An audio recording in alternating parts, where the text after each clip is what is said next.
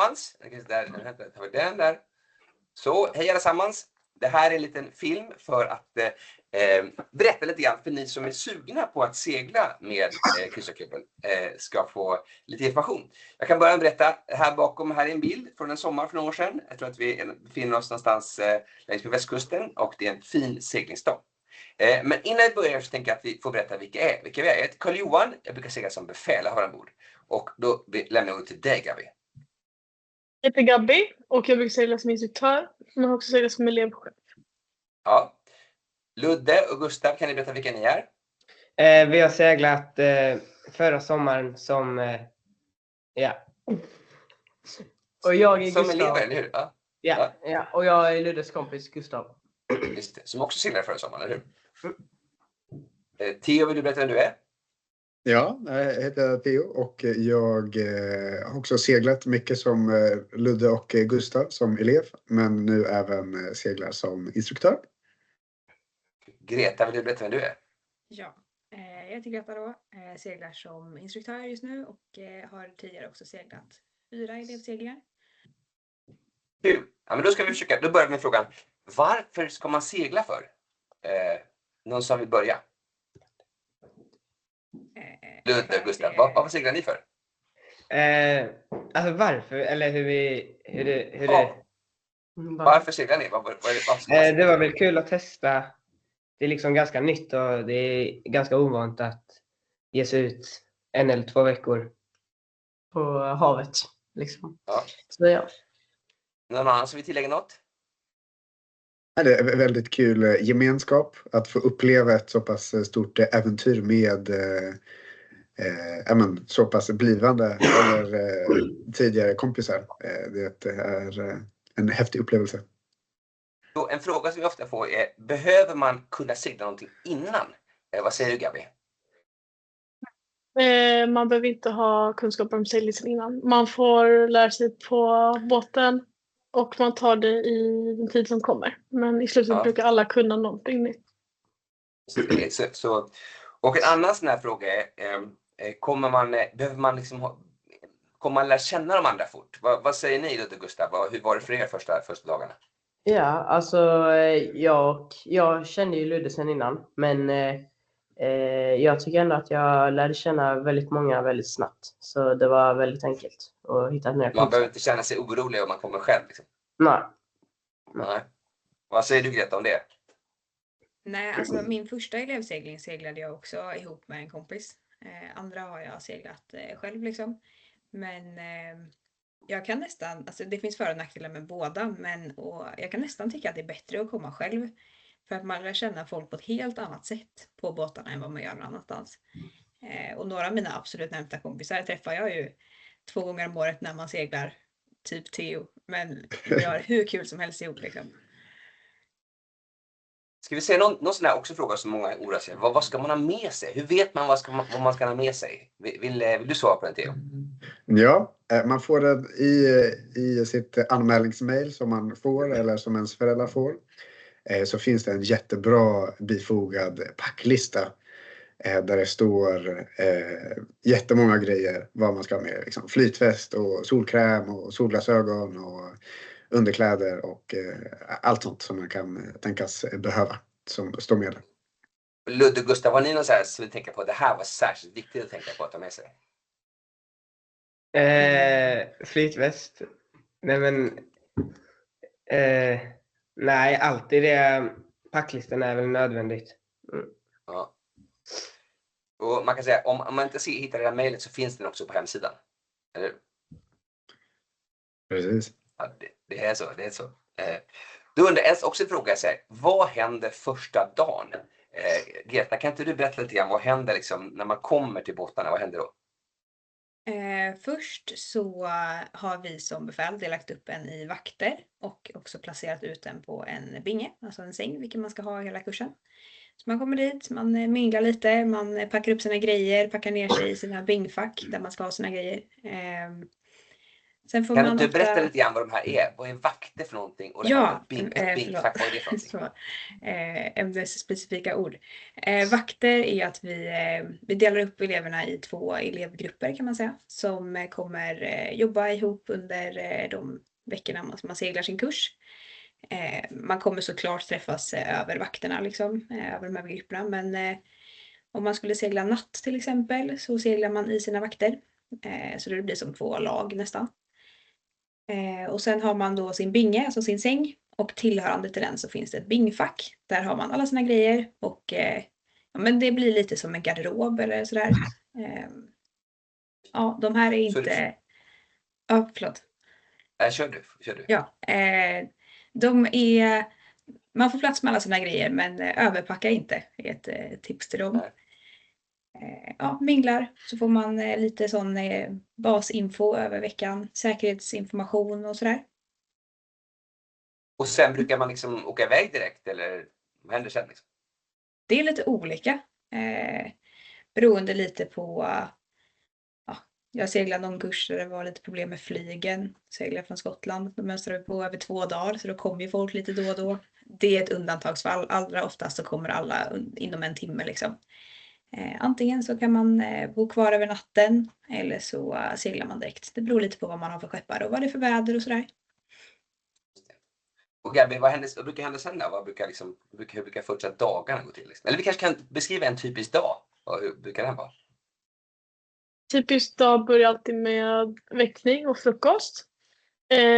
Och oftast är det riktigt god gröt och annat om man inte har det i matklockorna. Och sen så blir det en uppställning när man ställer sig på däck, alltså och uppe på båten. Där man informerar om dagen och informerar om planerna som kommer ske framöver. Och sedan så har de 2 olika lagen varsin arbetsuppgift. Ena laget är mer aktiva och röjer och städar nedanför. Medan det andra laget ser till att röja och städa upp på däck. Och sedan kan man ta sig ut och segla eller om man har dag i land så kan det vara arbete med båten. Men sen så brukar man käka lunch. Oftast ute på vattnet. Och sedan kan man fortsätta segla och komma till en fin hamn. Och en bra plats att stanna på. Och Ludde, Gustav, vad säger ni? Vad kommer ni ihåg från första dagarna liksom? Vad säger du då? Första dagarna vi åkte iväg första dagen. Och sedan så alltså det var allt flöt på. Man blev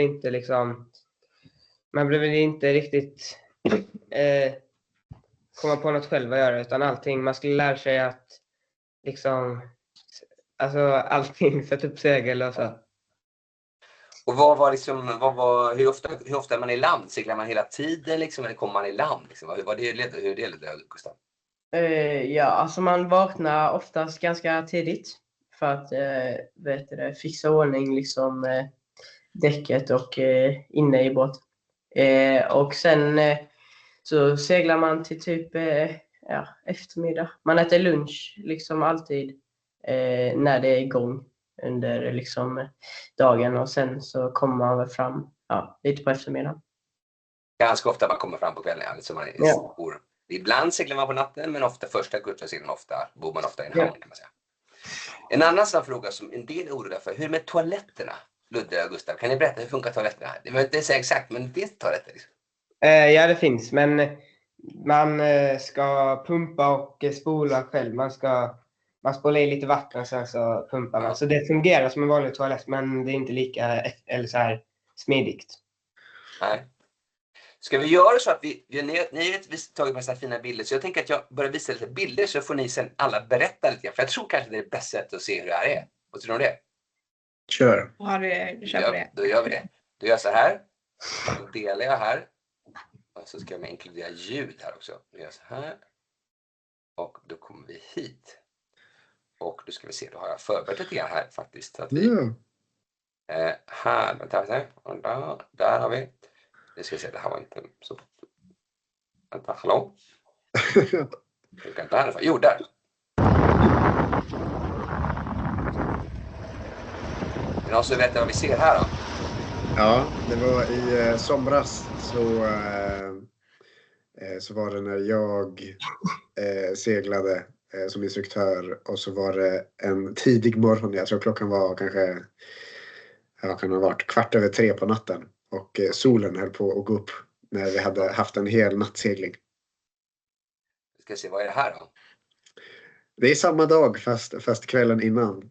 Så innan man fick vila lite på natten med det andra laget, vakten, vad man ska kalla. Du sitter uppe i masten här. Det är någon som undrar, får alla klättra upp i masten? Theo? Alla får klättra upp i masten.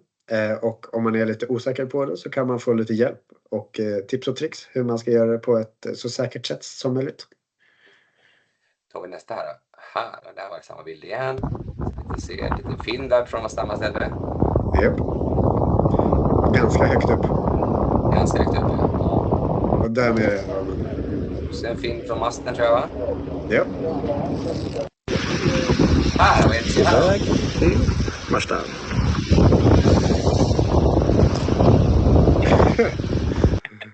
Vad var det där för det? Vi var på väg, det var också segling men en annan gång. Och då var vi på väg till den danska hamnen Marstall. Som är väldigt fin. Här, vad ser ni här? Vad är det här man ser här för någonting? Ja, det är också, där höll vi på att tvätta alla flaggor. Men där ser man också en typisk position. Jag tror hon heter Rebecca. Hon som står och styr. Där när man går vakt. Alltså att man är ansvarig på däck. Så är det bland annat att man får turas om att hjälpas åt att styra. Så då var det Rebeccas tur där att styra och hålla kurs. Så alla får hjälpas åt med olika saker liksom? Precis. Då tar vi nästa bild här. Segelspel. Så lite spel. De står och styr här nu. Precis. Det är Greta faktiskt. Det här. Oj, här är Rosy med. Vad är det här? Kan vi se någonting här då?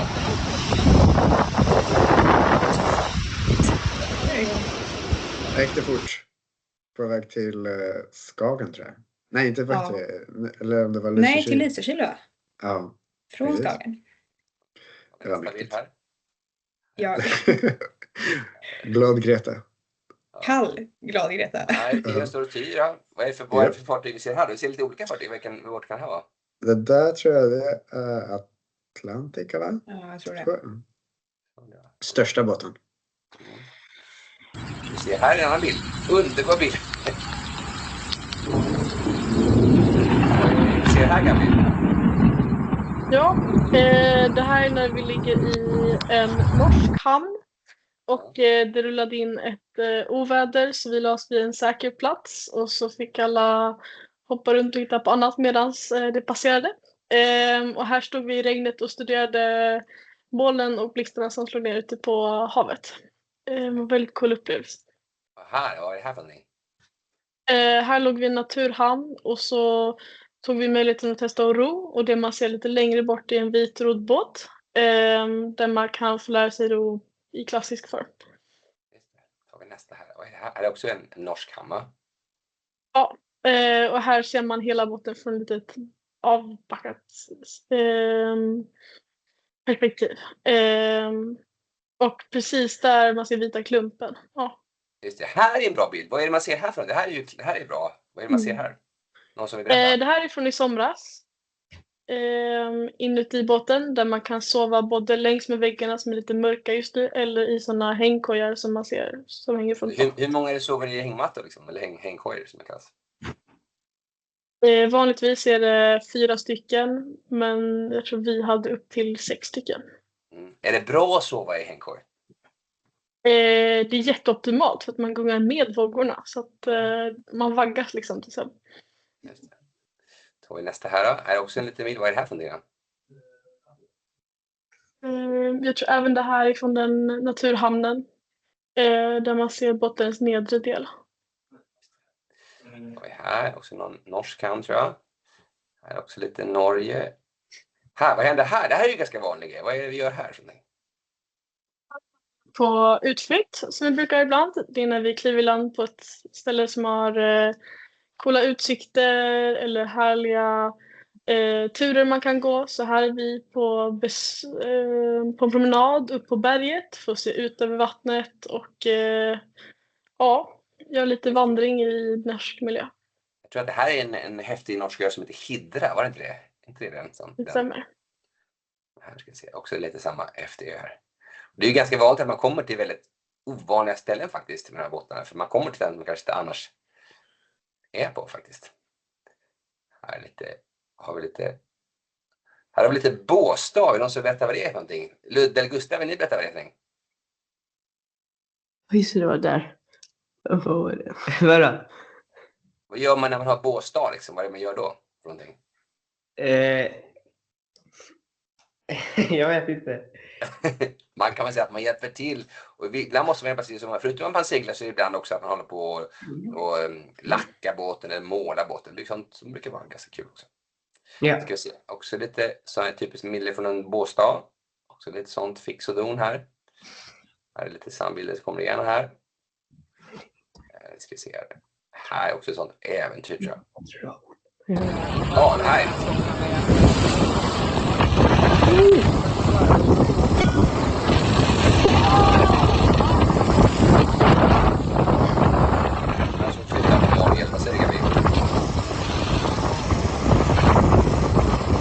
Det här var när vi seglade på norska kusten.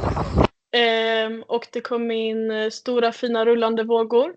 Och det kan först se lite läskigt ut, men man kan också ta tillfälle att hoppa med vågorna och då känns det som att man flyger på riktigt. Det brukar vara väldigt uppskattat.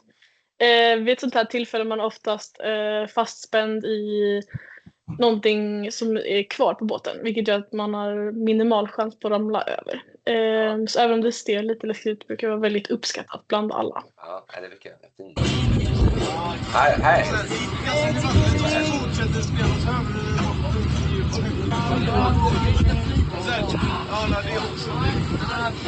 Det här ser ju verkligen ut som Här är vi i en norsk fjord tror jag. Ska det inte vara så, Abby? Yes, det stämmer. Och väldigt bra. Och så ska vi se där. Norsk fjord här.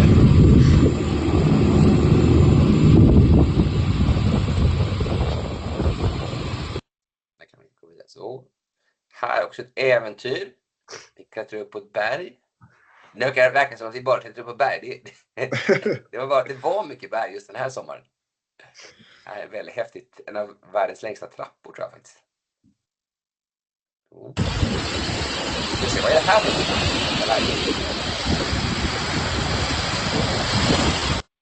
Jag tror att det där kanske är från Gabriele Dettio. Vad kan det ha? Eller Det var från när jag och Greta seglade tillsammans i fjol. Och då gick vi iväg och badade utanför Skagen. Är det ofta man badar på båtarna? Vad säger du, Greta? Ja, alltså det skulle jag nog ändå säga är ett ganska stående inslag. Det är väl många som vill göra det när man är ute och seglar. Aldrig så under gång och sådär, men alltså när vi seglar eller när vi liksom aktivt rör oss. Men annars är det mycket bad. Ja, det var det här för något då? Så att vi är på väg till ett nytt badställe som de vill utforska på en annan del. Och här, vad är det man ser här? Det här måste vara från... vi har ju en sån här typ sakletartävling.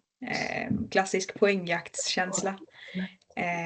Och då skulle eleverna plocka fram eller skapa en bild som de skulle ha på SXK Instagrammen. Och här har de då retat upp våran kockelev Frans som står här och är mycket upprörd över att de har rört till det i bingarna då på Grazia. Så där kan man se lite grann när man bor också. Precis. Så att där framme, framför den dörren så ser man en liten del av byssan och sådär. Just det, är så också. Ja. Hur är det med det? Byssar kan vi ta. Är det någonting som alla liksom hjälper till med? Vad är byssan för någonting? Och hur vet man? Hur liksom... Ja, byssan kallas köket ombord på båtarna. Och där alla har ett dygn brukar det vara Kan bli lite mer, men oftast är det 1 dygn som man hjälper till 2 och 2 med disk och dukning och sådär. Alla hjälps åt, Det var liksom. ganska mysigt. Här är också här kanske man ser lite lektion, kan det vara så kanske? Ja, precis. Det är också från min och Gabbis kurs där. När vi har en båselev också då, som heter Edvin, som står och håller håller lektion för eleverna. En lektion där. Också rodd. Det är någonting man gör mycket av, rodd. Alltså det är inte jättemycket skulle jag säga, men det brukar vara 1 eller ett par gånger per kurs i alla fall. Får man ro i den här levoten kan man åka iväg någonstans. Är det liksom folkljus?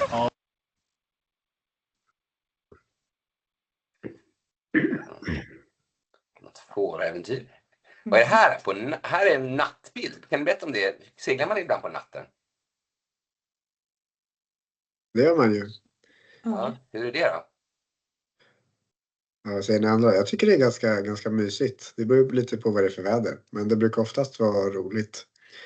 Då går det ju ut på att man i sina vakter eller lag eller vad man nu vill kalla det turas om att segla hela dygnet runt.